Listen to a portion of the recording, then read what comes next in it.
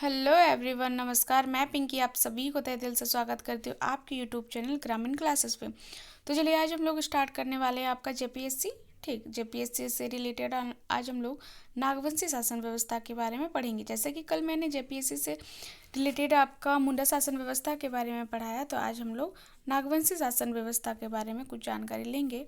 तो चलिए स्टार्ट करते हैं बिना किसी देरी किए। तो चलिए, तो देखिए यहाँ पे दिया हुआ है आपका नागवंशी शासन व्यवस्था। तो इसके बारे में हम लोग इतिहास देखते हैं नागवंशी शासन व्यवस्था का। क्या दिया हुआ है? मुंडाओं की सत्ता हस्तांतरण के साथ 64 ईस्वी में फन्नी मुकुट राय द्वारा नागवंश की स्थापना ने नागवंशी शासन व्यवस्था का सूत्रपात किया। किसने? तो फन्नी मुकुट राय ने। ठीक, तो उसके बाद नीचे आपका दिया हुआ नागवंशी शासन नागवंशी शासक पूर्व मुंडा शासन की तरह शासन व्यवस्था, भू व्यवस्था और कर व्यवस्था संचालित करते रहे, जिसके अंतर्गत आम रैयतों से कोई कर नहीं ली जाती थी। आपका नागवंशी शासन व्यवस्था में क्या होता था? जो नागवंशी शासक जो पूर्व मुंडा शासन की तरह ही जो मुंडा शासन था उसी तरह ही आपका शासन व्यवस्था, भू व्यवस्था और कर व्यवस्था संचालित करते रहे, जिससे आपका जो आम रैयत थे उससे कोई कर आपका नहीं लिया जाता था। ठीक, यह व्यवस्था 16वीं सदी तक अपरिवर्तित रही। ये जो व्यवस्था आपका चल रहा था ये आपका 16वीं सदी तक अपरिवर्तित रही। उसके बाद है नीचे आपका, किंतु 1585 ईस्वी में मुगलों के बढ़ते प्रभाव के कारण नागवंशी शासन मुगलों को नजराना देने के लिए बाध्य हुए, जो धीरे धीरे नियमित मालगुजारी के रूप में ले लिया। जो आपका 1585 ईस्वी में आपका क्या हुआ? जो मुगलों के जो बढ़ते प्रभाव के कारण नागवंशी शासन मुगलों को नजराना देने के लिए बाध्य हो गया, जिससे आपका क्या होता था? धीरे धीरे नियमित मालगुजारी का रूप ले लिया गया। ऐसे में आम रैयतों से कोई वसूली ना करने के कारण नागवंशी शासन को संपूर्ण राज्य की मालगुजारी देने में कठिनाई आपका होने लगा। उसके बाद है आपका नीचे, कर चुकाने की असमर्थता के कारण जहांगीर द्वारा 1615 ईस्वी में नागवंशी शासक दुर्जन साल को 12 वर्षों तक ग्वालियर में कैद रखा गया।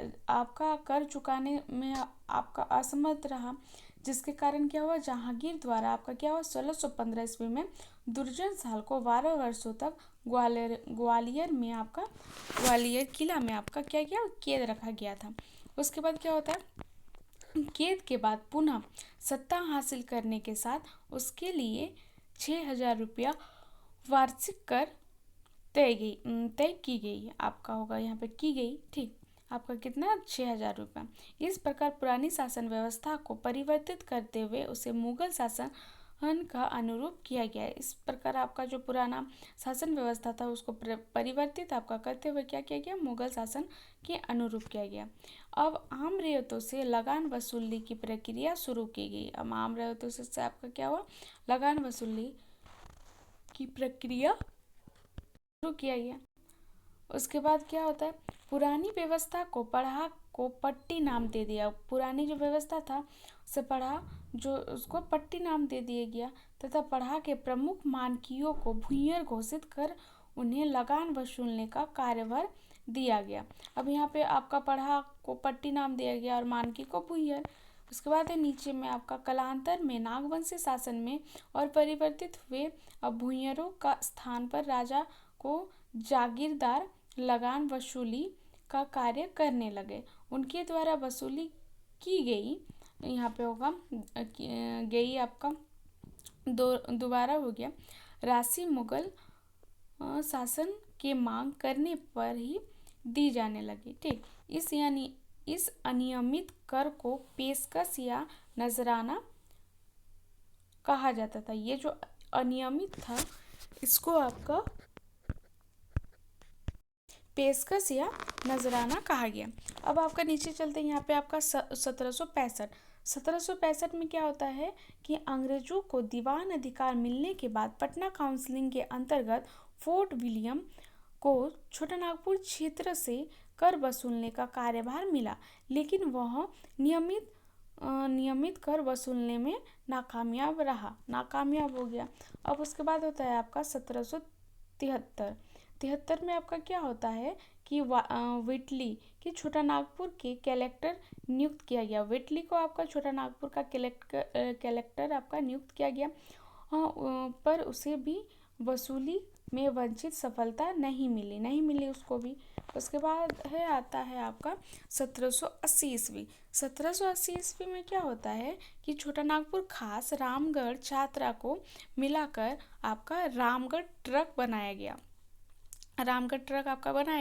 जिसका संचालन शेरघाटी से होता था। क्या होता था, शेरघाटी से होता था। ठीक, इसके अंतर्गत कर वसूलने की जिम्मेदारी चोपमैन को दी गई। इसके अंतर्गत क्या होता है कि जो कर वसूलने का जो आपका जिम्मेदारी दिया गया उसको किसको दिया गया, चोपमैन को दी गई। लेकिन यह व्यवस्था भी नाकामयाब रही। यह व्यवस्था जो थी यह भी आपका नाकामयाब रही। उसके बाद आपका देखिए 1793 में क्या होता है कि लॉर्ड